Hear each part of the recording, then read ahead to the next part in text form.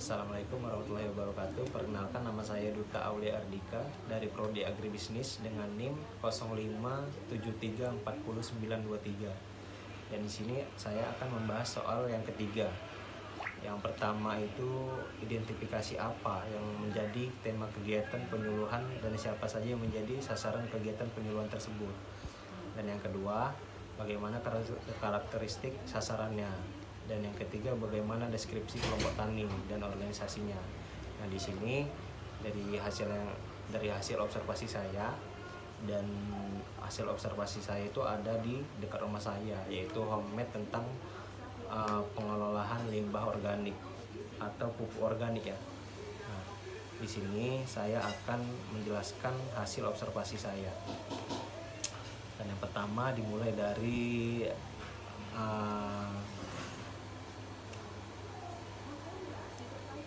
tema kegiatannya itu pengolahan pupuk organik dengan fokus pada teknik pembuatan kompos dari limbah pertanian seperti jerami, sisa tanaman padi, aplikasi pupuk organik untuk meningkatkan kesuburan tanah dan manfaatnya.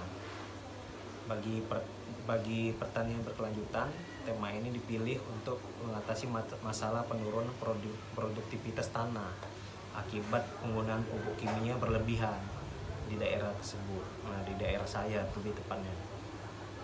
Nah, sasaran kegiatan ini petani sayuran dan padi di Desa Sidomulyo dengan prioritas pada mereka yang memiliki lahan kurang lebih dari 1 hektar dan belum mengadopsi pupuk organik. Sasarannya berjumlah sekitar 40 orang, termasuk anggota kelompok tani dan petani independen yang diundang melalui pengumuman desa kami, Desa Sidomulyo, Kecamatan Sibiri-Biru. Dari karakteristik sasarannya, berdasarkan observasi yang saya rangkum selama kegiatan, yang pertama itu ada demografi ya. Demografi ini mayoritasnya berusia 35-55 tahun, itu 70%. Nah, dengan tingkat pendidikan SMP sampai SMA, dan komposisi gendernya 60% laki-laki serta 40% perempuan. Banyak perempuan yang terlibat dalam pengolahan pupuk lah. Kalau di tempat kami itu, karena perempuannya selain ibu rumah tangga, dia juga bekerja di pengelolaan pupuk organik ini. Nah, kebanyakan itu petani dari generasi kedua yang mewarisi tanah keluarga. Jadi lahan keluarganya diwarisi oleh keturunannya, cucu-cucunya atau anak-anaknya.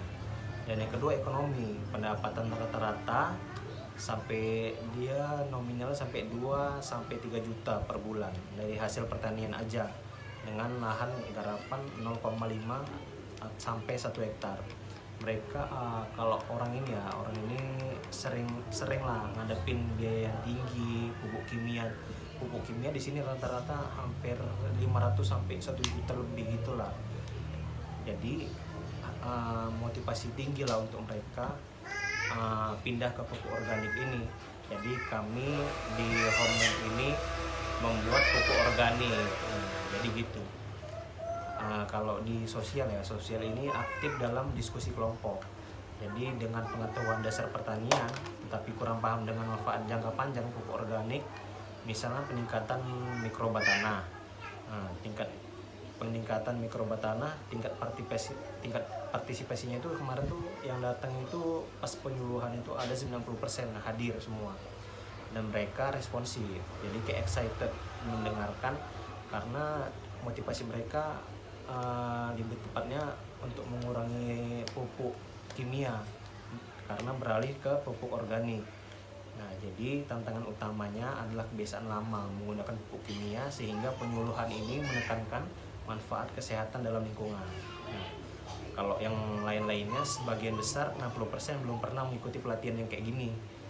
Dan evaluasi pasca kegiatan menunjukkan itu sekitar 80% berminat menerapkan teknik penyuluhan tentang pemupukan secara organik lebih dibanding dengan pemupukan secara kimia. Nah, lainnya yaitu tentang deskripsi kelompok tani dan organisasinya. Nama organisasinya Kelompok Tani Sumber Makmur. Nah, di sini jumlah anggotanya itu ada 50 orang aktif, terdiri dari 35 petani utama lah kalau dibilang ya. dan 15 anggota pendukung. Nah, seperti kayak apa ya? Kayak pemuda-pemuda desa itu ikut bergabung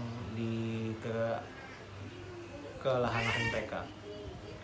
Nah, alamat itu di Desa Sidomulyo, Kecamatan Sibir Biru, Kabupaten Deli Serdang, Medan, Sumatera Utara.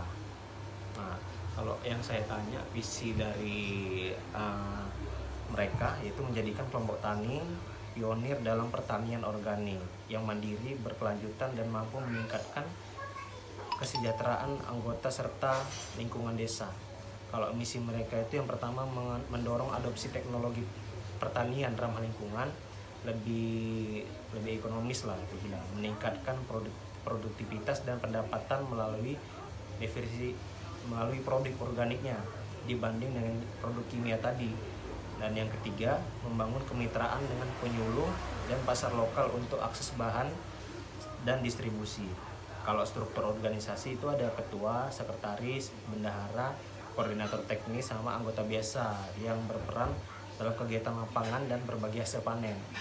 Nah, kalau tugas unsur-unsur organisasi, yang kalau ketua itu seperti biasa ya, merencanakan agenda tahunan, memiliki kelompok dalam forum, penyuluhan, dan memastikan kepatuhan terhadap misi organisasi lah. Kalau sekretaris itu kayak mencatat notulen rapat, menyusun laporan kegiatan hasil panen. Nah, jadi kalau bendahara mengumpulkan dana, membeli bahan baku kompos yang untuk pemupukan secara organik tadi. Nah, kalau koordinator teknisnya mengorganisir lah demonstrasi seperti pembuatan kompos, memantau hasil aplikasi pupuk yang udah kita buat. Jadi koordinator ini mengecek lah pupuk yang sudah kita buat tadi itu gimana nilainya lah. Kalau anggota biasa ini sebagai pra pendukung aja ya, mengikuti pelatihan, menerapkan teknik pupuk organik, dan memberikan umpan balik untuk berbagai program. Nah, jadi kesimpulannya, observasi ini menunjukkan bahwa kegiatan penyuluhan ini sangat efektif lah dalam meningkatkan kesadaran tentang pupuk organik dengan partisipasi aktif dan potensi dampak positif bagi pertanian berkelanjutan. Nah, jadi hasil observasi saya sudah saya paparkan. Lebih kurangnya saya mohon maaf, dan saya undur diri. Assalamualaikum warahmatullahi wabarakatuh.